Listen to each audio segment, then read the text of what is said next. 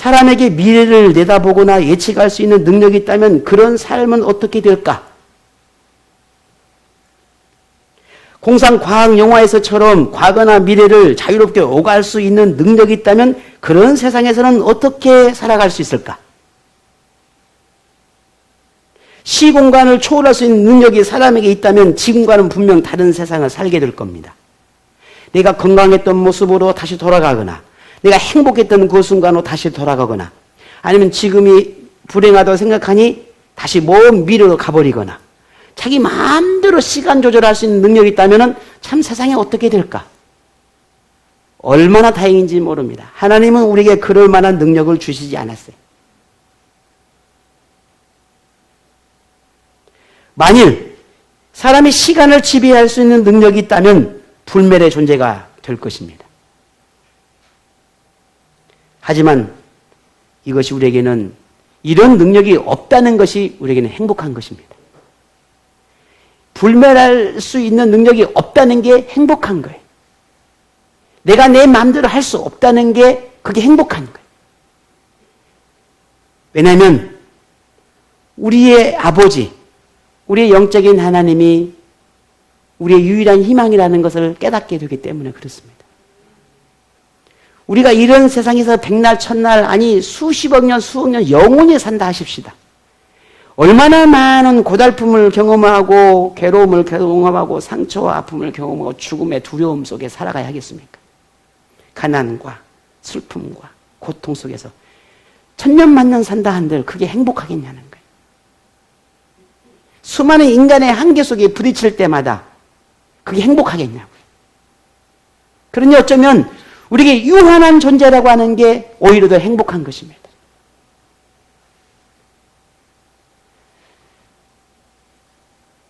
하나님은 우리에게 내일이라고 하는 것을 알 수 있는 그런 능력을 주시지 않았어요. 그래서 내일이라고 하는 것을 알 수 있는 그런 능력이 없지만 그래도 참 하나님께서 주시는 아름다운 것 중에 하나면 내일을 바라보고 내일을 희망하는 꿈을 꿀 수 있는 그 꿈을 꾸는 은혜를 주셨어요. 소망이라는 것을 갖게 하시는 그런 은혜를 주셨어요. 그래서 내일을 바라보고 먼 비를 바라보며 그렇게 희망을 갖고 소망을 갖는 이런 은혜가 우리에게 얼마나 귀한지 모릅니다. 설령 오늘이 마지막일지라도 내일을 바라고 기대하고 싶은 것이 일반적인 사람의 마음이라 할 수 있습니다. 이처럼 내일을 생각한다고 하는 것은 인생에서 매우 중요합니다. 내일은 내게 기회이고 내일은 내게 희망이고 내일은 또 다른 인생을 여는 새로운 날이 되기 때문에 그렇습니다. 하지만 어떤 사람에게는 내일이 기회이지만 어떤 사람에게는 오늘과 크게 다르지 않을 수도 있습니다. 오히려 내일이 자신을 더 불행하게 만드는 불행의 씨앗을 만들 수도 있기 때문에 그렇습니다. 지난 수요일 기도하는 가운데 문득 그런 하나님 주시는 마음이 있어 기도하게 됐던 것 중에 하나가 하나님, 만약에 오늘이 하나님이 오시기를 원하신다면 오늘 오면 참 좋겠다. 왜? 만약에 내일도 있고 또 10년, 20년이 온다면 내가 그만큼 더 많은 하나님 앞에 범죄할 수 있고 죄를 지을 수 있고 더 부끄러운 것들이 많이 행할 수 있으니까 차라리 부끄럽더라도 지금 부끄러운 게 더 낫지 않을까? 차라리 하나님 앞에 간다면 지금 가는 게 더 낫지 않을까? 더 쌓여지기 전에, 더 허물이 많아지기 전에, 만약에 하나님이 오늘이라고 하는 이 시간에 내게 기회를 준다면 지금 이 순간에 하나님 앞에 모든 걸 내려놓고 하나님의 부름 앞에 응답하는 게 더 행복한 것은 아닐까? 그런 생각을 했었습니다. 어떤 사람에겐 내일이 희망이 되고 즐거움이 기대가 되고 더 나은 삶을 살기 위한 결단의 기회가 될 수도 있지만 아닐 수도 있다는 거예요. 자, 그러면 여러분에게 내일은 어떤 날이기를 바라십니까? 만일 내일이 없다고 생각된다면 오늘 지금 이 시간 이 순간이 여러분에게는 어떤 날이기를 바라십니까?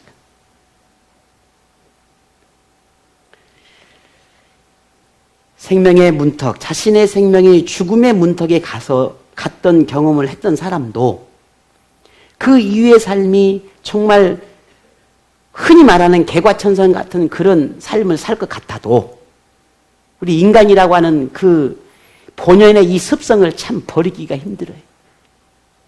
죽음의 문턱에 갔던 사람도 내일 모레 시간이 지나면 다시 과거로 돌아가 버려요. 얼마나 어리석은지 몰라요. 내가 제2의 삶을 산다고 말하는 사람도 시간이 흐르면 그 모든 것들을 잊어버리고 다시 과거로 돌아가요. 하나님도 참 답답할 것 같아요. 얼마나 가슴 아플까 싶어요. 저 자신을 보면서도 그럴 것 같아요. 참 답답하다. 내게 새로운 날을 주고 새로운 기회를 주고 새로운 인생을 꿈꿀 수 있는 시간을 주었지만 여전히 아무것도 달라지지 않는 오늘 우리의 모습들을 보며 얼마나 하나님은 안타까워하실까 싶어요.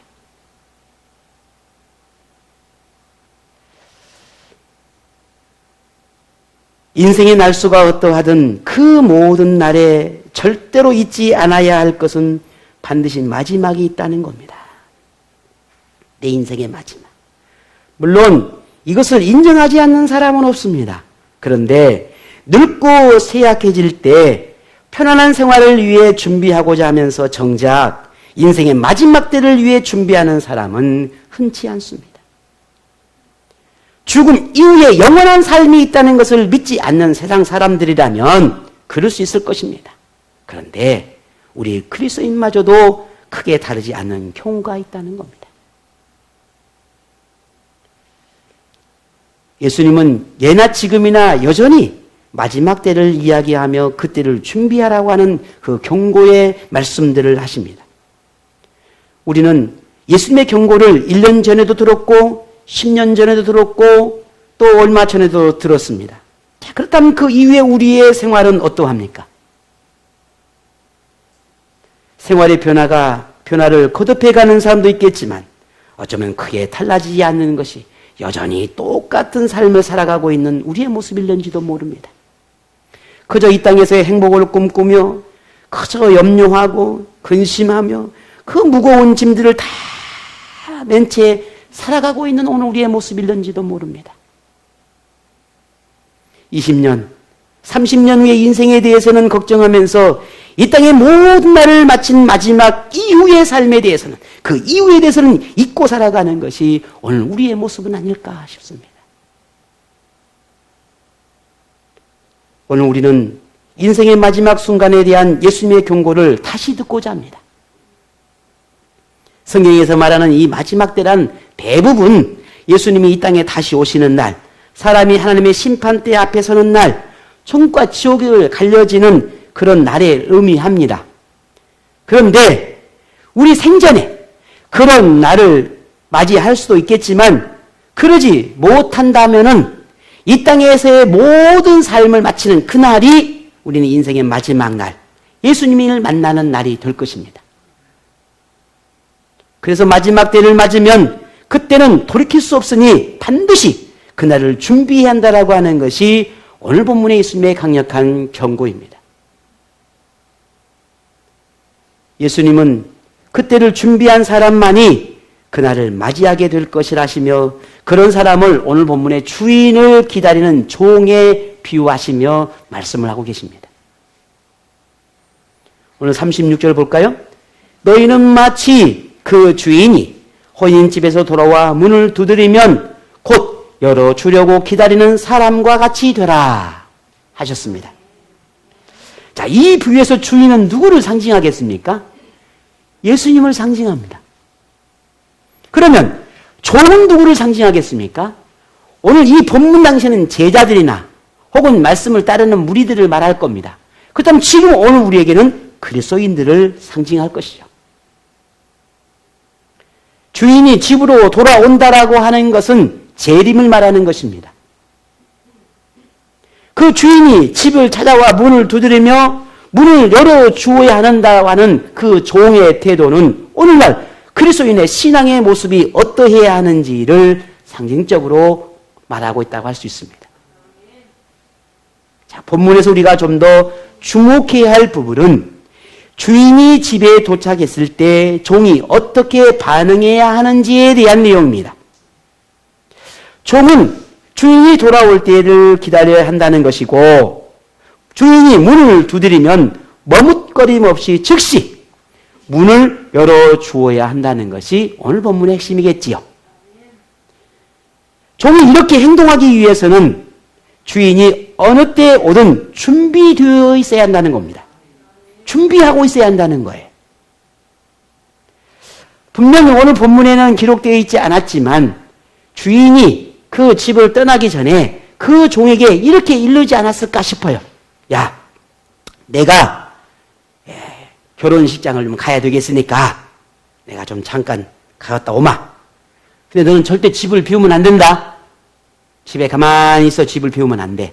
그리고 혹시라도 도둑이 들지 모르니까 주위에서 잘 집을 살피고 집을 관리하고 있어라. 그리고 내가 돌아올 때 내가 노크를 하면, 내가 문을 두드리면 즉시 문을 열어주어서 내가 들어가도록 해야 한다. 라고 일러주지 않았겠습니까? 그리고 이제 먼 길을 가는 것입니다. 근데 이런 주인의 말을 무시하고 종이 이야, 드디어 우리 주인이 이제 우리 집을 비웠다. 옳다고니 친구를 막 불러다가 술을 마시고 흥청망청 놀고 즐기고 있다 하십시다. 아마요, 좀 여기 마을에 갔으니까 예식을 참석하고 요래저래 하면은 한 3시간은 걸리겠구나. 옳다고니 3시간만 놀다가 와야 되겠다. 그리고는 집을 떠나서 이제 친구들과 함께 그동안에 못 만난 친구도 만나고 못 놀았으니까 좀 놀기도 하고, 그래서 집을 비워서 열심히 신나게 놀아버렸어요. 그런데 이 종이 한 3시간 생각했는데 1시간 만에 와버렸네. 어떻게 해야 되죠?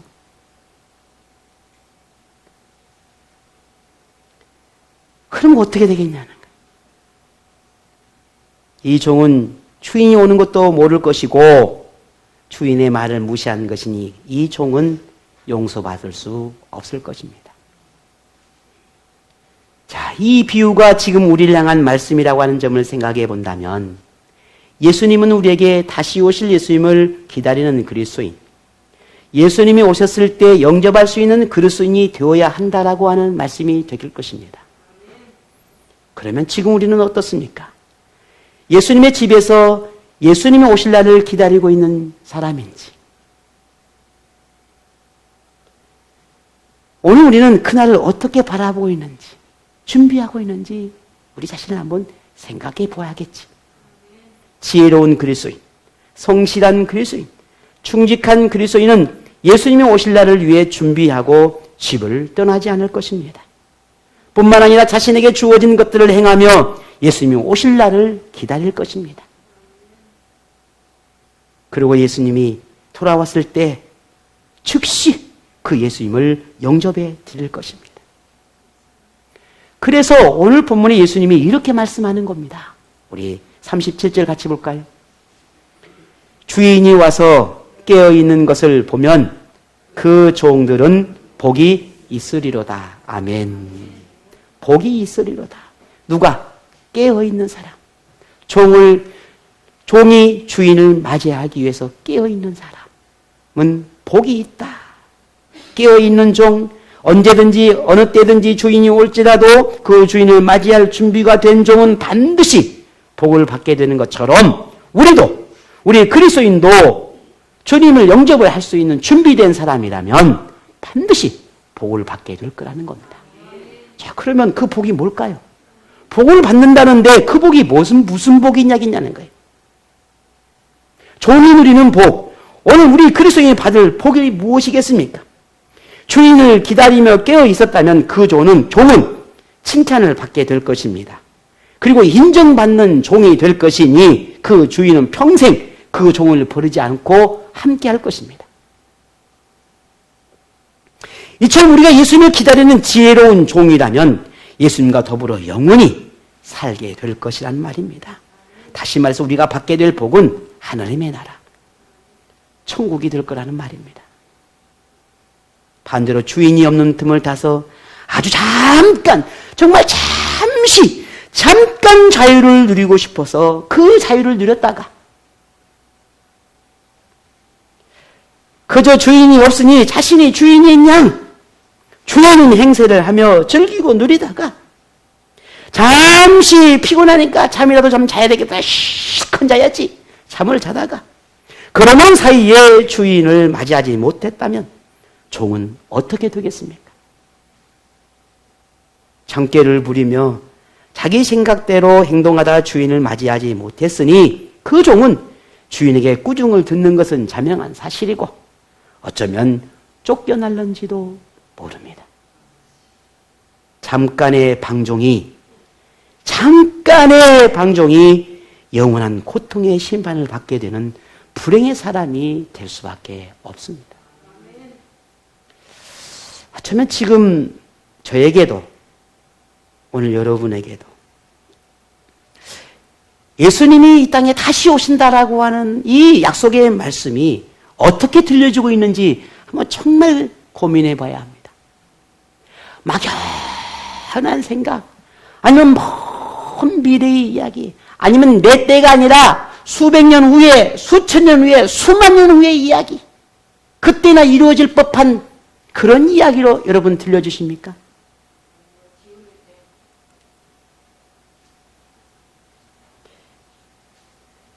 오늘 우리가 내 생전에, 내가 살아있는 이 생전의 그날을 맞이할 수 있을까 하는 의문을 가질 수도 있을 것입니다. 그러나 다시 오겠다라고 하는 말씀을 믿는다면, 정말 오늘 우리가 예수님의 우리에게 다시 오시겠다라고 하는 이 생명의 말씀, 이 진리의 말씀을 믿는다면 생전에 재림하는 예수님을 만나든지 그렇지 않든지 그것은 그리 중요하지 않습니다.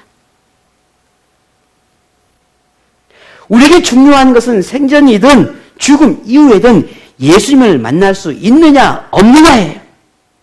내가 예수님을 만날 수 있느냐 없느냐의 문제란 말이에요. 언제 오느냐가 문제가 아니라 내가 만날 수 있느냐 없느냐가 문제란 말이에요.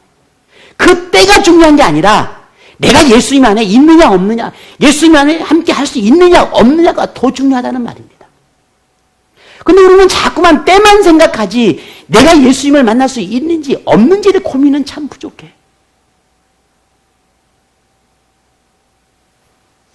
예수님을 만나기 위해서 내가 준비하고 있는가가 더 중요하다는 겁니다.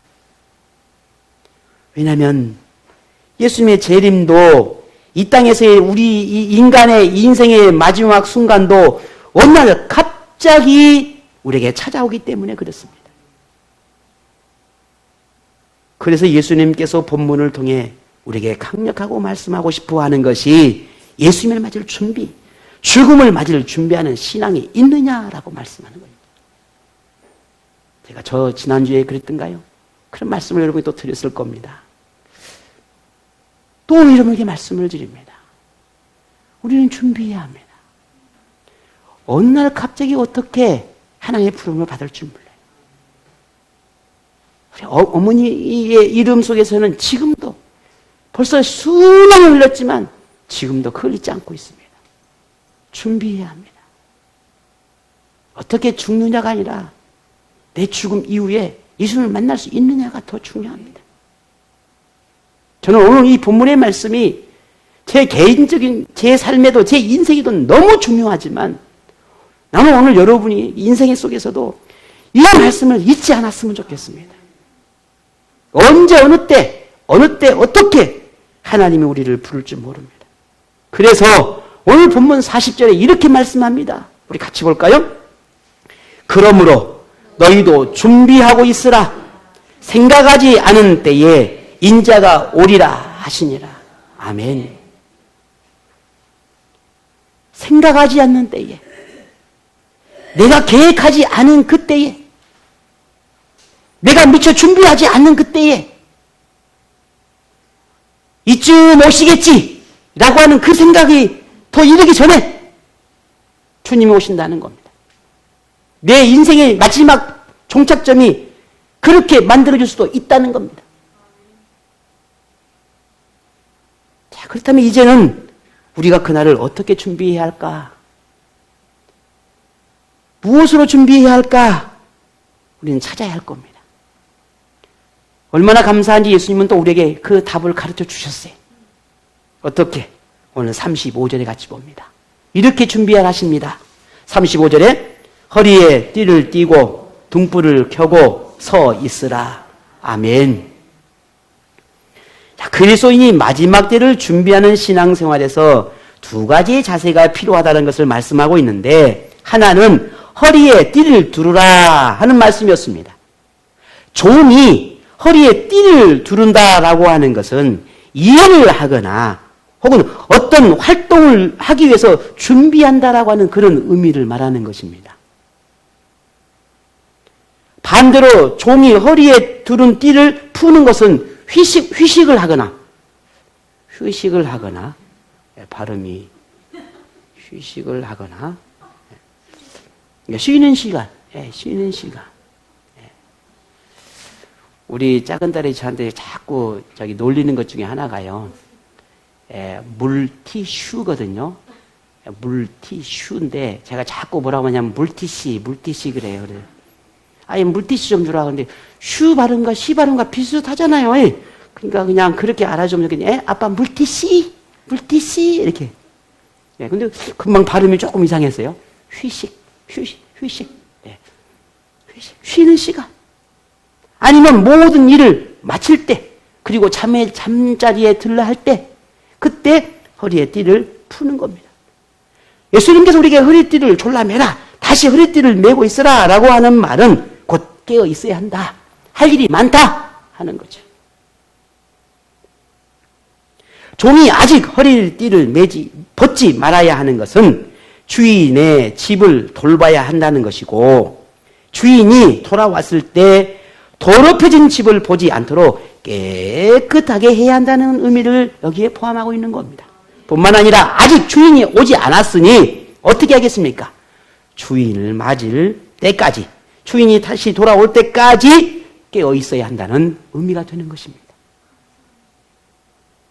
두 번째, 등불을 켜야 한다고 말합니다. 등불을 켜야 한다라고 하는 것은 주인이 낮에 올 수도 있지만 밤에 올 수도 있습니다. 해가 뉘어져서 밤이 되니 주인이 안 오나 보다 라고 잠이 들어서는 안 되는 것이죠. 안 왔으니 온 집을 밝히고 주인이 올 수 있도록 불을 밝혀야 한다는 것인데, 밤이 되었으니 불을 밝히는 것은 너무나 당연한 일입니다. 그런데 또 한 가지 중요한 의미는, 불을 밝히는 것은 주인이 오지 않았기 때문이기도 하지만, 오늘 본문을 보면 혹 도둑이 들을까 주의해야 한다라고 말씀하고 있습니다. 집을 환하게 밝히면 도둑이 들지 않지 않냐는 거예요. 그래서 환하게 밝혀 두어야 주인이 올 때 도둑인지 주인인지 구분할 수 있지 않겠냐는 거죠. 우리에게 허리띠를 두르는 것은 신앙의 게으름이나 나태함에 젖어 있지 않아야 한다는 의미입니다. 부지런함이 필요하다는 겁니다.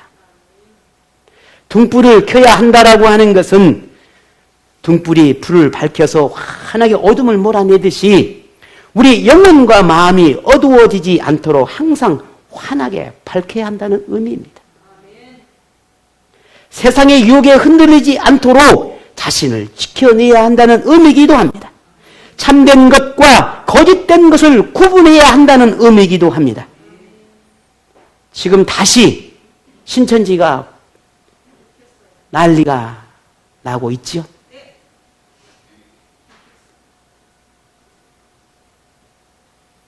그 외에 이단들도 많은 지금 다시 활동을 시작하고 있고 각가지의 방법으로 활동을 하기 시작했습니다.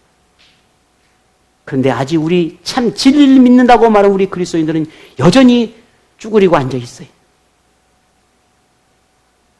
여전히 앞으로 나가지 못하고 있어요. 여전히 코로나를 염려하고 있고, 여전히 뭔가 두려움 속에 있고, 여전히 뭔가 근심 속에 있어서 나가지 못하고 일어나지 못하고 있어요.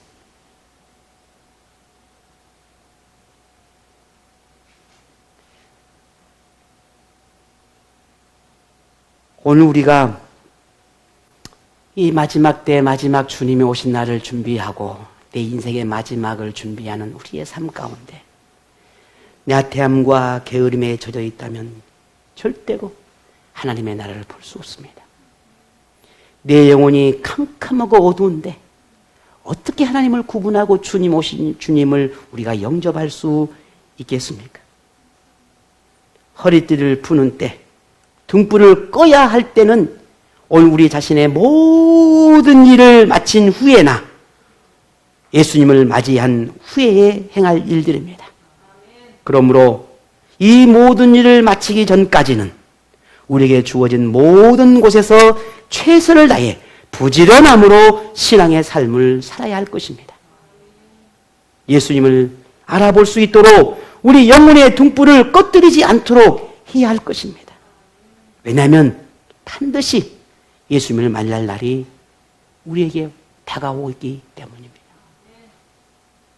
본문을 통해 우리가 더 깨닫게 되는 것은 점점 더 희미해져가는 종말론적 신앙이 우리에게 다시 회복하고 필요한 게 아닌가 하는 것입니다.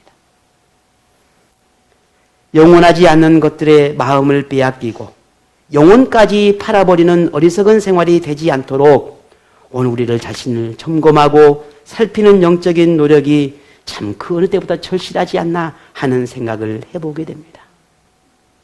예수님께서 본문 이전에 부자의 비유나 하나님의 의와 그 나라를 구하라 라고 했던 이런 강력한 가르침을 주셨던 것도 오늘 본문과 깊은 연관이 있다는 것은 분명한 사실입니다. 그의 나라를 구하는 사람이 하나님을 맞이할 것이고 염려와 근심 속에서 살아가는 사람보다 그걸 맡기고 하나님의 나라를 소망하는 사람이 하나님의 나라를 보지 않겠습니까? 깨어있고 준비하는 사람이 하나님의 나라를 보지 않겠습니까? 누워있고 잠자고 있다면 어떻게 주님이 우리에게 오심을 알아차릴 수 있겠습니까? 이 땅에서의 부요함이나 쾌락을 꿈꾸는 사람이나 세상의 것을 구하며 근심하고 걱정하고 염려하는 사람에게 예수님을 기다리는 종말론적 신앙을 찾아볼 수는 없습니다. 하지만 종말론적 신앙을 가진 사람이라면 그 사람에게는 삶의 궁극적인 목적이 하나님을 기쁘게 하는 것일 것이고 하나님이 주신 복을 누리며 하나님 나라를 꿈꾸는 생활을 할 것입니다. 잠시 누리고 사라질 것에 마음을 뺏기지 않고 영원한 것을 사모하며 항상 세상으로부터 자신을 지켜내고자 할 것입니다. 여러분에게도 오늘 저에게도 이런 종말론적 신앙을 품고 예수님을 기다리며 주어진 삶에 최선을 다해 살아가는 그런 아름다운 삶을 살아가는 오늘 우리 모두가 되기를 원합니다. 하나님이 여러분에게 주어진 이 땅에서 시간이 얼마나 됐는지 생각해 보신 적이 있으십니까? 내 인생의 마지막은 언제일까? 언제쯤 나를 하나님의 나라로 데려가실까? 10년 후일까? 아니면 내일일까? 아니면 20년? 아니면 30년? 지금 100세 시대를 하는데 내가 70이니 앞으로 30년 남았구나. 내가 40이니 앞으로 60년이 남았구나. 내가 30년이 앞으로 70년이 남았구나. 그걸 누가 장담하겠습니까? 저도 저희 어머니를 그렇게 하나님 데려가실지 상상도 해본 적이 없습니다. 그렇게 아무도 모릅니다. 우리 인생을 누가 장담하겠습니까? 생각보다 길 수도 짧을 수도 있습니다. 하지만 그 마지막 때는 어느 날 갑자기 찾아옵니다. 예수님이 우리에게 오실 날도 그렇습니다. 그래서 마지막 때를 준비하는 사람의 인생이 아름다운 것입니다. 조금은 부족하고 조금은 가난하고 조금은 미숙하고 조금은 성숙하지 못한 그런 모습이 내게 있다 할지라도 인생의 마지막 순간에 하나님 앞으로 나아가는 그 순간에 가장 아름답고 가장 행복한 순간이 될 수 있도록 그때를 준비하는 그런 지혜로운 삶을 만들어가는 오늘 저와 여러분이 되기를 원합니다. 인생의 과정만 화려하고 아름다운 것이 아니라 마지막 순간에도 가장 멋지고 가장 행복하고 가장 즐거운 순간이 되도록 오늘 우리 모두 준비하는 현명함을 가진 그는 하나님의 사람이 되십시다. 그래서 행복한 순간을 맞이하는, 하나님을 품고 정말 기뻐 춤출 수 있는 그런 순간이 내게 임할 수 있도록 그렇게 우리 함께 믿음으로 살아가십시다. 인생의 마지막 순간까지 여전히 우리는 힘들고 고달프고 지치고 근심도 걱정도 많은 세상을 살아가야 하는지도 모릅니다. 그럴지라도 하나님 앞에 섰을 때 유혹을 견디고 참으며 예수님이 오실 날을 기다리는 신앙으로 살았노라고. 흔들릴 때도 있었지만 약속의 말씀을 붙들고 마지막 때를 준비하며 살았노라고. 하나님 앞에 부끄럽지 않으려고 참 부단히도 삶 속에서 노력하며 허리에 띠를 두르고 영혼의 등불이 꺼지지 않도록 지키며 최선을 다해 살았노라고. 우리 하나님 앞에 섰을 때 우리 그렇게 고백하도록 하십시다. 우리는 하나님 앞에 완전할 수 없고 완벽할 수 없지만 그래도 하나님, 내가 열심히 살았습니다. 하나님, 정말 힘들었지만 하나님 때문에 내 위로받고 살았습니다. 내가 어느 사람들처럼 가진 것은 부족했지만 그래도 내가 하나님 믿고 살았습니다. 내 몸의 연약하고 쇠약함 때문에 하나님 앞에 헌신하고 충성된 삶은 조금 부족했지만 그래도 하나님, 내가 참 하나님 앞에 부끄럽지 않으려고 살았습니다. 내 가슴에 상처도 많고 아픔도 많았고 수많은 사람 배신과 배반을 받으며 그렇게 눈물 흘릴 일도 많았지만 그래도 하나님 한 번 믿고 내 평생 그리 살았습니다. 우리 그렇게 고백하는 시간이 우리의 마지막 인생의 한때가 되었으면 좋겠습니다.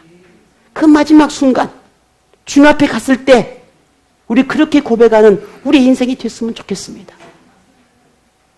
인생의 마지막 순간이 어느 날 갑자기 찾아올지라도 그때가 아름다운 사람이 되어서 그 순간이 내 인생의 최고로 행복한 순간이 되어서 하나님의 나라의 영광을 누리는 그런 복이 오늘 여러분 모두에게 임하기를 축복하며